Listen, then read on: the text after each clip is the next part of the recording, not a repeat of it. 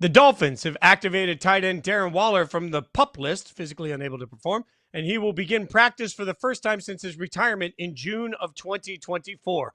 Welcome back to Yahoo Sports Daily. She's Caroline Fenton.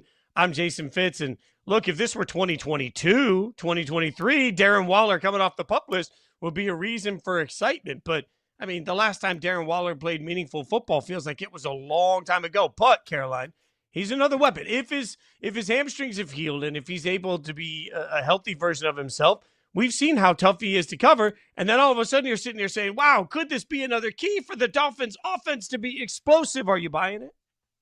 No, you're not buying it either.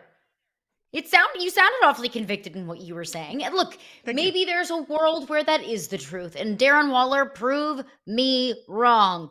Prove it for all of the old guys out there in the league. I can't buy into it, though. I'm having a hard time buying into Darren Waller's impact to the Dolphins. And frankly, Fitz, I'm having a really hard time just buying into the Dolphins as a whole. Look, I agree with that completely. I mean, look, if we're talking about Darren Waller and his productivity, let's keep in mind that my guy hasn't had a 1,000-yard season since 2020. He had a huge years in 19 and 20. The rest of his career has been fine, but not what 19 and 20 were. So I'm not going to bank that somebody's going to come back on the field and be who they were in 19 and 20.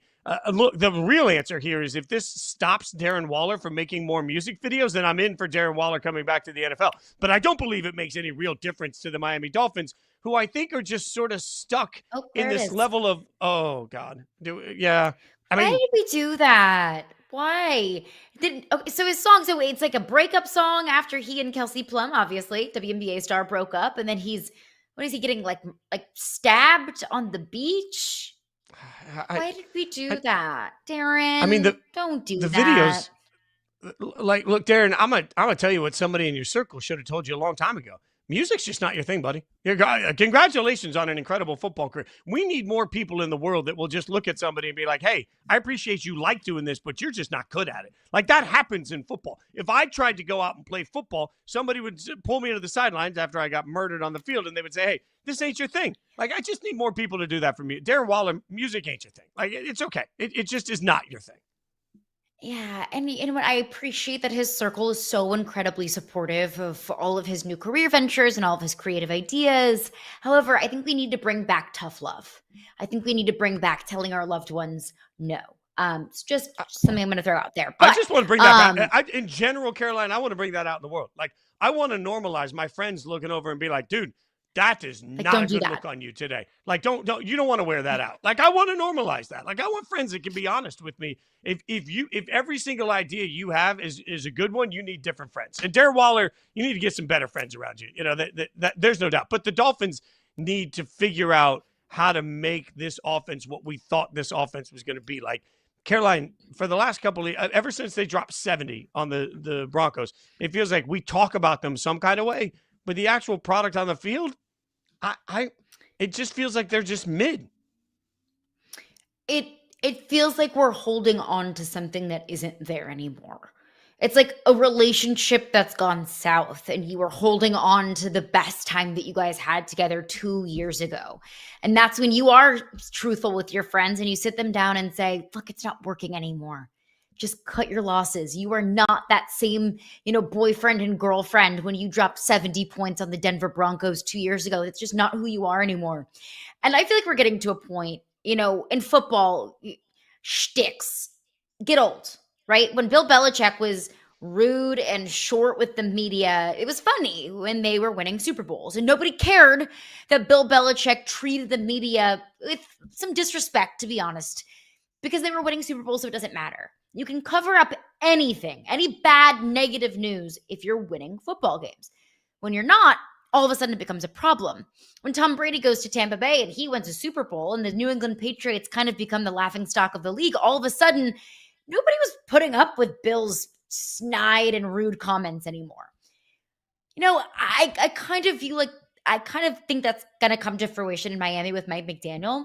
He's kind of like a shtick kind of coach, right? He's funny and makes funny comments at the podium and he wears his funny gold glasses and has this type of swagger about him and makes these off the wall kind of colorful comments. And when Miami had the number 1 or top 3 offense in the league, it was funny because it was like, look at this nerdy, skinny guy who's an offensive genius. But Miami's not that anymore. They were middle of the road, if not bottom 10 in the NFL in nearly every offensive statistical category last year. So that's going to get old. The weird off the wall funny comments aren't going to be funny anymore. This whole persona that I think this Dolphins team has doesn't become a fun story anymore because they're not winning football games at a high enough clip. And obviously that's met with production on the field. I just don't view the Dolphins as a contender. I don't think the Dolphins will necessarily be a playoff team this year. I don't know if I believe in Mike McDaniel. I don't know if I believe in Tua, and I don't think this roster is good enough. So the hard part with Tua is that you can't have a reasonable conversation anymore. It feels like Dolphins defenders will immediately turn around and say, well, any quarterback can go down on any given hit, so it's not fair to judge him by that. Okay. Well, I also think it is fair. And we that do is true. sometimes. Yeah, but we also label some quarterbacks injury prone. So I think it's also fair to turn around and label Tua as concussion prone. Let's just say it that way. Now, he's comfortable playing. His family's comfortable playing. His doctors are comfortable playing. So I'm not here to judge whether or not he decides he wants to play. I just think it's a fair thing to acknowledge that every single time he hits the ground hard, the collective Dolphins organization holds their breath. And they should, right? Because of the history that we've seen. So now you've got a team that I still think has a million questions about what they're really doing in their backup quarterback position. And they have a quarterback that may be pretty good, may not. We're not 100% sure of the level of his greatness, what tier he belongs on, but he might also be concussion prone with a coach that, to your point, it felt like we loved until all of a sudden you start hearing reports that just won't go away about players showing up late or not showing up at all sometimes for practice, about people just not listening, about whether or not he can actually command a room. All of these things that just continue to leak out over and over and over again. Where there's smoke, there's fire. You're right. If the Dolphins turn around and win 12 games this year, nobody will care. And the conversation will be about how Mike McDaniel is the sort of guy that people want to play for.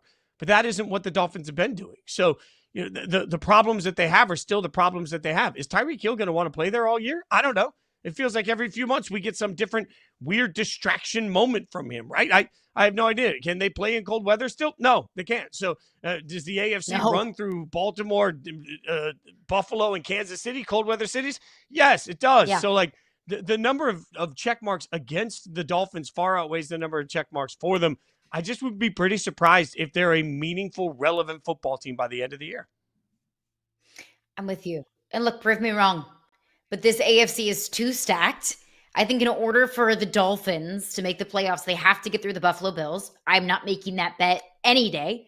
I would absolutely take the Bills in the AFC East. I think the AFC is just too stacked. And that aside, I just don't think the Dolphins are good enough. It feels like it's now time for things to be refreshed.